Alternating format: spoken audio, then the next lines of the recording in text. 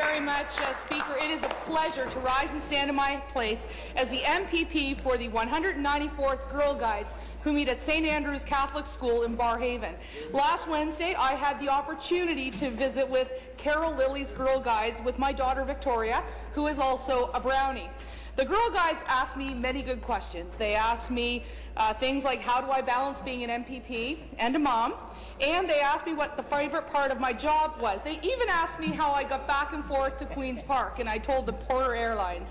I also learned some neat things about these Girl Guides, Speaker. They are helping the World Wildlife Foundation save polar bears. They have collected used shoes for the Souls for Souls campaign, and they have done a fundraiser for our very own Rogers House, a pediatric palliative care centre in the city of Ottawa. Good for them. The 194th Girl Guides were not only generous hosts to me and my daughter, but as you can tell, they were very good teachers, Speaker. So as they meet tonight, on behalf of the Ontario Legislature, I would like to thank the Girl Guides for reminding me that community leaders come in all shapes, sizes, and ages. These girls are community leaders, and I encourage them to always be prepared for the challenges in our communities so that we may always be able to rely on them to rise to them. Thank you very much, Speaker. Thank you very much, Speaker. Last year I decided to adopt a program called Girls in Government and Leadership for grades 5 through 8 students in Nepean Carleton. And I was able to hold a one-day program at my own daughter's school, Victoria's, at Manordale Public School. We talked about advocacy and how girls and women can have the ability to make change. I was amazed to see the impact it had on so many young girls, and including my daughter's best friend, Jaden Croucher.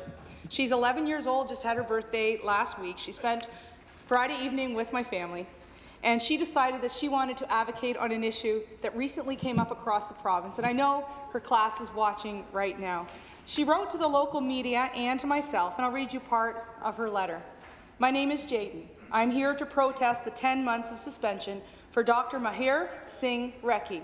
I think Dr. Mahir should at least get his license revoked forever due to his abuse of animals. Just because animals don't have a voice doesn't mean they can be abused. Animals don't have a voice, so who will speak for them? And Jaden concludes her letter, I'm hoping that my concern will make it to the court and they'll rethink their decision and everyone can write an email to their MPP. Jaden's brave, and she's also very sweet, and she's willing to be interviewed and talk about this issue for the next generation. And I stand in this house to say that I'm extremely proud of Jaden and all the girls at Manordale Public School who've taken a stand for what they believe in. I rise today to congratulate one of the best Pee Wee Girls House League teams in all of Canada, the Nepean Ice Crushers of the Wildcats organization. Regular season and league champions, the team also placed first in Almont and second in the DIFD tournaments. I often share great sports stories from teams across Nepean Carleton, but this one, Speaker, is very personal. I'm a parent and a trainer of this team. This was the team that I spent my weekends with and who, especially in the past 8 weeks, gave me more moments to treasure and enjoy than I could have ever imagined.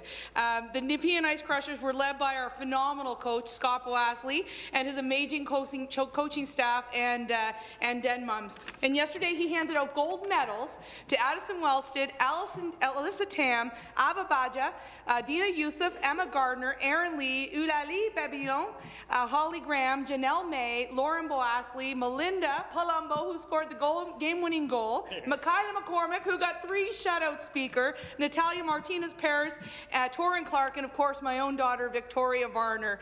These girls were invested, they shared many ups and downs, and they felt responsibility for one another. They were each other's champions. They often had tough games, but they had lots of laughs. They brought us all together, and as teams often do, and of course we know that's what hockey is and why it's the greatest game on earth.